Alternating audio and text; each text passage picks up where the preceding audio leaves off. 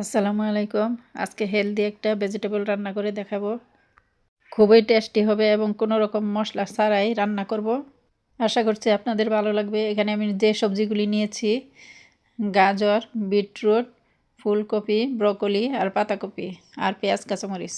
আপনারা ইচ্ছা মতো সবজি নিতে পারবেন। তাহলে আমি শুরু করছি। এখানে একটা ফ্রাই প্যানে সরিষার তেল দিয়ে দিছি আমি 2 টেবিল স্পুন। রসুন নিয়েছি আমি 2 টেবিল স্পুন। রসুনগুলি আমি থেতলে নিয়েছি। চাইলে কুচি কুচি করেও নিতে পারেন আপনারা। দিয়ে দেব পেঁয়াজ কুচি। পেঁয়াজগুলো আমি একটু ভেজে নিব কালারটা চেঞ্জ হওয়া পর্যন্ত। এই তো পেঁয়াজটা চেঞ্জ হয়ে গেছে কালারটা। এখন আমি হলুদ দিয়ে দিচ্ছি, লবণ আর কাঁচামরিচ সব দিয়ে একটু নেড়ে চেড়ে নিব।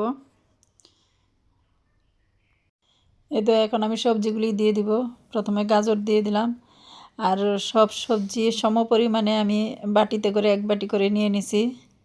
বিটরুট একটু নেড়ে চেড়ে নিব। যেহেতু গাজর আর বিটরুট একটু শক্ত সবজি, সময় লাগে সিদ্ধ হতে, সেজন্য এগুলো আগে দিয়ে 2 মিনিট ভেজে নিলাম।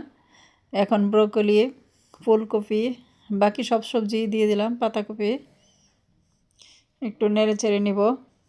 আর হ্যাঁ, ডেকে দেওয়ার কোনো প্রয়োজন নাই। আর এই সবজিটা খুবই তাড়াতাড়ি হয়, বেশি সময়ও লাগে না। এখন আমি অল্প কিছু পেঁয়াজকলি দিয়ে দিলাম। এই সবজিটা হাই হিটে রান্না করতে হবে আর নরম হওয়া পর্যন্ত অপেক্ষা করব। যারা সবজি প্রেমিক তারা এই সবজিটা রান্না করে খেতে পারেন। খুবই টেস্টি একটা সবজি।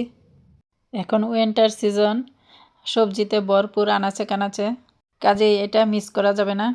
এখন কিছু ধনিয়া দিয়ে দিলাম আর 2 মিনিট রান্না করে চুলা অফ করে দিব। দেখেন কি সুন্দর হয়েছে, দেখতেও যেরকম খেতেও সেরকম মজারই হয়েছে। ভালো লাগলে সুন্দর একটা কমেন্ট করে লাইক ও একটা শেয়ার দিয়ে দিবেন।